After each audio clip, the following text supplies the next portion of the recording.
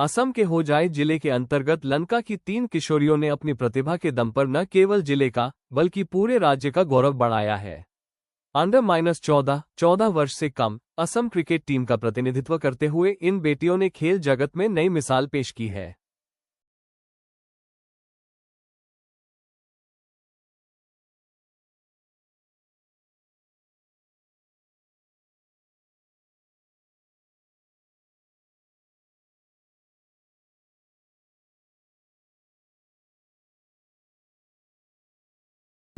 Middle में हाँ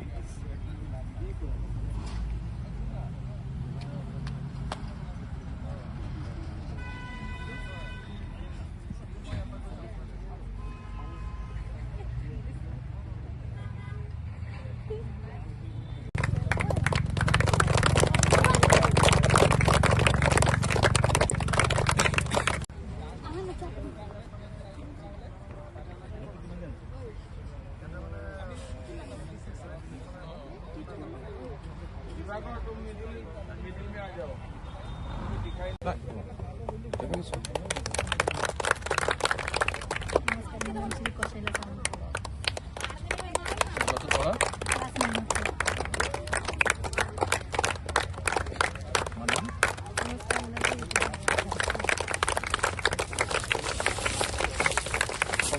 দিলো পেন্টি তোমালোকে খেলিবা দেই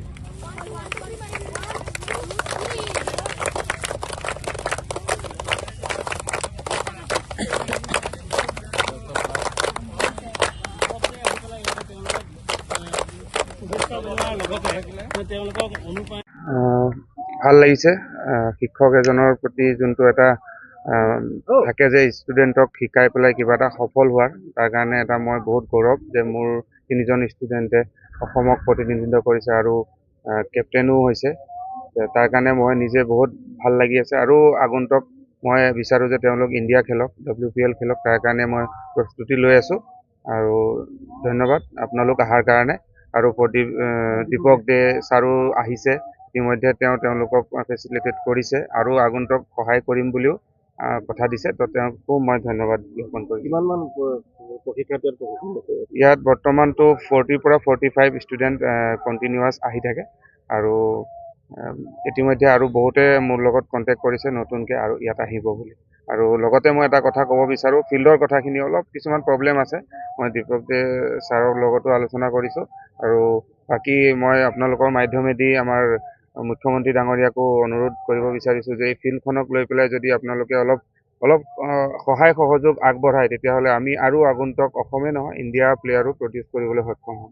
আমাৰ যুৱ সমাজ বিভিন্ন নেশাত আসক্ত হৈ আছে নেশাত পংগু হৈ আছে ঠিক তেনে সময়ত বিভিন্ন ঘাত প্ৰতিঘাতৰ মাধ্যমেৰেও কংকন দেৱে ইয়াত আমাৰ এই অঞ্চলৰ বিভিন্ন ছাত্ৰ সমাজ কণ ছাত্ৰ ছাত্ৰী যুৱকসকলক লৈ যি ক্ৰিকেট প্ৰশিক্ষণৰ ব্যৱস্থা কৰিছে আৰু ইতিমধ্যে আপোনালোকে জানে যে এই প্ৰশিক্ষণৰ মাধ্যমে আমাৰ ইয়াৰ পৰা 3জনী ছোৱালী অসমৰ হৈ তেওঁলোকে খেলাৰ যি অভিজ্ঞতা লাভ কৰিব পাৰিছে তাৰ বাবে আমি আজি ইয়াত আহিছোঁ আমাৰ যিজন প্ৰশিক্ষক আছে আৰু এই সুযোগ পোৱা ছোৱালীসকলক আমি ধন্যবাদ জনাবলৈ আহিছোঁ শুভেচ্ছা জনাবলৈ আহিছোঁ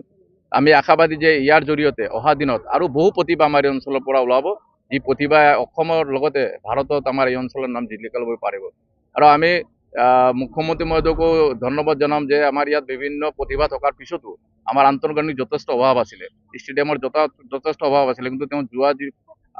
মুখ্যমন্ত্ৰী মহাশয়ে ইয়াত ঘোষণা কৰি কৈছিলে যে লংকা আৰু কাকিত এটা পূৰ্ণ পৰ্যায়ৰ ষ্টেডিয়াম দিয়া হ'ব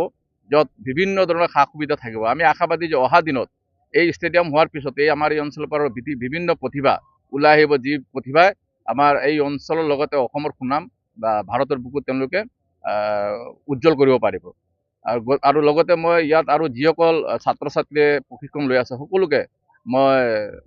ভগৱানৰ ওচৰত প্ৰাৰ্থনা জনাইছোঁ তেওঁলোকে যাতে ভৱিষ্যতত খেল ধেমালিৰ মাজেৰে নিজৰ নাম উজ্জ্বলাবলৈ পাৰে আৰু সকলোকে মই দীপক দে বিজেপি ৰাজ্য কমিটিৰ সদস্য হিচাপে সকলোকে মই শুভেচ্ছা জনাইছোঁ।